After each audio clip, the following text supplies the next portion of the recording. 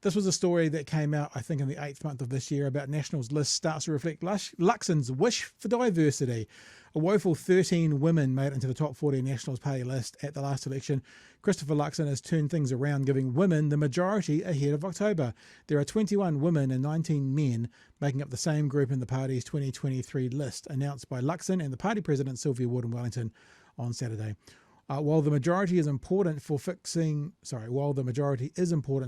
problems created in the 2020 result, the number of women likely to make up the next caucus will flip to the minority as a result of the number of men in winnable seats further down the list rankings. The story also goes on to say Luxon, this is now based on the latest list, Luxon still has only one Māori MP, Shane Reti, in the top 20, which in all likelihood translates to the makeup of his cabinet if National gets into government, one Māori.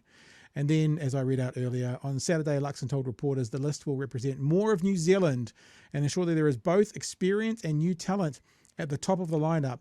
As it stands, the top 19 on the list are current MPs. Lots of more there.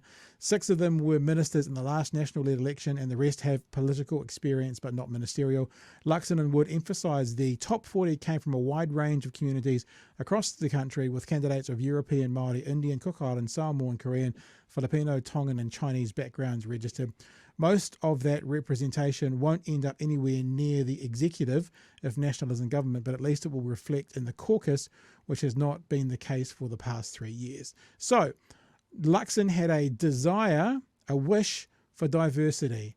So what did that mean for the incoming government and MPs from the Pacifica MPs? A couple of stories over the weekend, particularly from some Pacifica academics, I saw this, who have said that they're in for a rough ride under a National Act government and they are worried about cutbacks to sort of Pacifica programs. How many Pacifica MPs do you have? At this stage, we... Just remember, the question was pretty easy to answer. How many do you have? How many? Right? How many do you have? To sort of Pacifica programs. How many Pacifica MPs do you have? At this stage, we haven't been able to bring 2 in. We've had Angie Nicholas, who did a really great job in Te Atatu. He said we haven't been able to bring 2 in.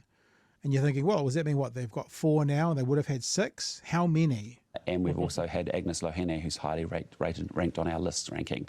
And just by the way that the count has finally come through, both of them have actually just fallen short. So, but what I just reassure everyone, because I saw those remarks as well, and I was quite concerned about that, because I just don't think that's a fair representation. I was concerned about that because it makes us look bad. So that's the thing that concerned me. You know, we've spent a lot of time in the Pacific community through this campaign. If you think about how we made progress in places like Mangere and Manurewa, it's actually, we think we got quite a lot of support from young Pacifica in particular. And I want everyone to know that we're going to be a government for everybody. And actually, when you talk to the Pacific community about their concerns and issues, it's the same issues: cost of living, health, education, law and order. And so I think... So that means we don't need representation because they want what I want. You know, we're going to be a government that will deliver for them. Yeah, so there's about 380,000 people of Pacifica heritage in New Zealand right now, and as you said, you haven't got any Pacifica MPs. So obviously Ryan Bridge had to re-spell it out. 0 MPs from the Pacific Island backgrounds. 0 MPs. Auckland is the biggest Pacific Island city in the world. 400,000, so that's probably what, 8% of the population. National government coming in, 0 MPs that have a Pacifica background, Chewy. Oh, it's fine though. He said he'd govern for all New Zealanders, even the ones that didn't vote for him. I'm sure it'll be fine. Yeah. Everything's fine, Pat. Everything's fine. So that's pretty repugnant. I think that I am someone who still generally goes, the most qualified person should be the person that gets the job no matter what. But I also think there are lots of people who are sort of on equal footing. It's always good to have different perspectives in there, whether they are Pacifica, whether they are someone who has a disability, whether they are someone that women, men, tall, short, I don't know, fat people. And you can't tell me that out of, what have they got, 48 MPs? No Pacific person had the quality or had the capability of being a minister equal to or better than a European Pākehā MP that's gotten in. It's not possible. It's not logically possible unless there's only one way that it's possible, which is almost worse, that the Pacific community doesn't support National to a point that their candidates are so bad that they shouldn't be there. No, I don't think that is the case, but that would be the only logical reason as to why it would be okay for them not to have at least one token Pacifica MP, Chewy. I love that when parties always talk about, hey, look, it's always on merit, and then you end up with just white men. It's like, yeah, okay, cool. But the only way that your opinion has merit, your skills have merit, is your rapper. So if they still keep a minister, that he was asking that conversation as well about the Ministry for Pacific Peoples, and he said that it's not National's plan to get rid of it. Obviously, it's ACT's.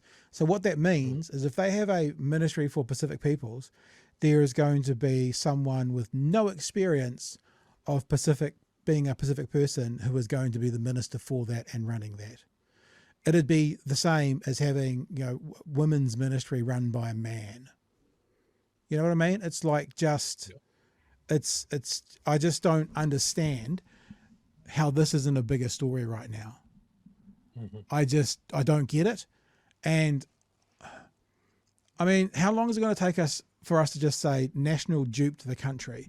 They duped enough people to get in, and nothing's changed.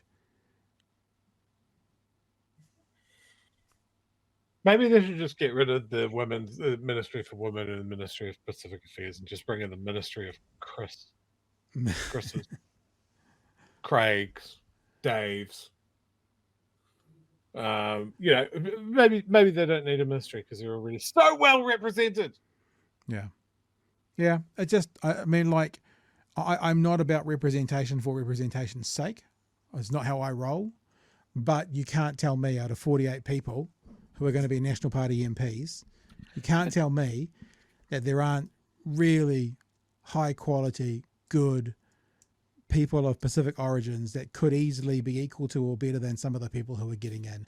And if you've got a white male getting in, and you've got a candidate with a Pacific background who is equal to or better than that candidate, then that's how you get diversity. You don't necessarily leapfrog people who are less qualified than the person underneath them, but you can't argue. You can't tell me that there's not people there who are at least as capable, if not more capable.